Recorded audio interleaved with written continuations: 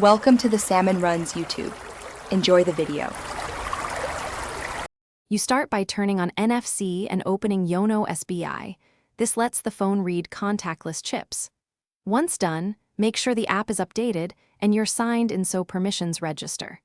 You should register your device when prompted. This ties the phone to your SBI profile. Also have your SBI card and account details ready because the app will validate the card and account linkage. Doing these steps first prevents interruptions when you attempt a payment or card check. You now initiate the NFC flow inside Yono Sbi.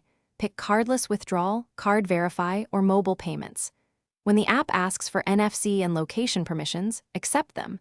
These permissions enable secure tag scanning and reduce false reads.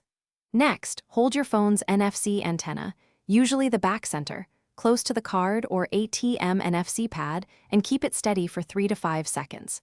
If the app shows a progress spinner, wait until it confirms read success before moving. Finish by entering the requested OTP or PIN and confirm the transaction. This two-step authentication completes the NFC exchange and protects your account. Once confirmed, save the transaction ID or screenshot the receipt for your records, and the app will show a success message. If something goes wrong, first toggle NFC off and on, restart Yono Sbi, and ensure your card supports contactless. Retry the read.